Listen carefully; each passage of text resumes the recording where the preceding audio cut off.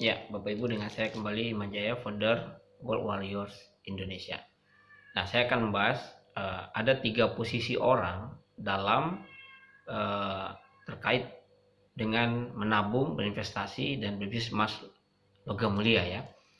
Yang pertama adalah orang menabung pasif ya. Jadi mereka menyisihkan sisa penghasilannya, kemudian mulai menabung emas logam mulia.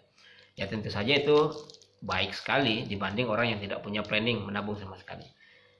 Namun tentu saja itu akan cukup lama untuk mencapai jumlah yang cukup banyak ya. Nah, yang kedua adalah orang yang memilih untuk menabung sekaligus aktif dalam jual beli. Nah, artinya apa?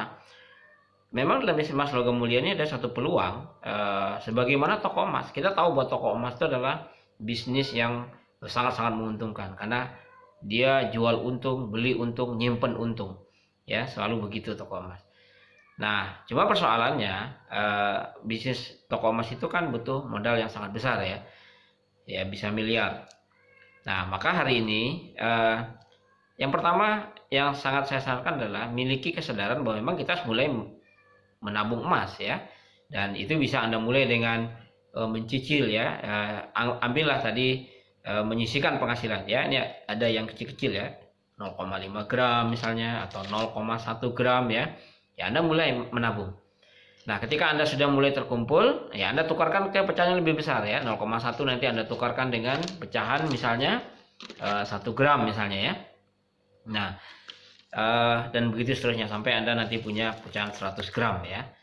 Nah, target yang saya sarankan adalah Anda punya planning bagaimana punya 1 kilogram dalam waktu 1 tahun. Setiap keluarga punya 1 kilogram dalam 1 tahun. Kenapa?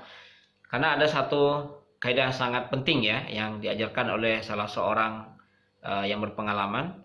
Kalau Anda ingin keluarga Anda sejahtera, maka belilah emas. Kalau Anda ingin bangsa Anda sejahtera, maka simpanlah emas. Dan kalau Anda ingin menjalankan ajaran agama Anda, maka bertransaksilah memakai emas. Begitu.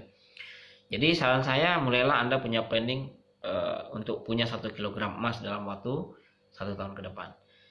Nah, emas itu posisinya sama seperti tanah atau properti ya. Jadi bukan dibeli hari ini, besok Anda butuh beli beras Anda jual, atau besok Anda butuh beli sayur Anda jual ya, butuh mendadak Anda jual. Enggak begitu.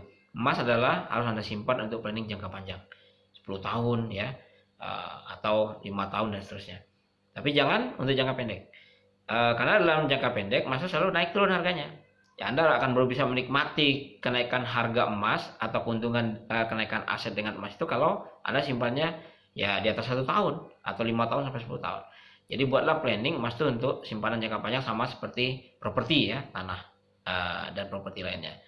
Dan memang sebaiknya emas itu adalah Anda buat planning untuk tujuan tertentu. Misalnya untuk Anda beli rumah, Anda naik haji, umroh, atau beli kendaraan untuk anak sekolah, kuliah, dan lain sebagainya. Nah, Anda keluarkan pada saat Anda butuh itu mungkin setelah 5-10 tahun yang akan datang. Nah, disitulah Anda akan merasakan bagaimana emas itu melipat gandakan uang Anda ya, yang kalau Anda simpan di bank itu nggak akan bisa sebesar itu pertumbuhannya. Nah, kira-kira seperti itu. Baik, terima kasih. Assalamualaikum warahmatullahi wabarakatuh.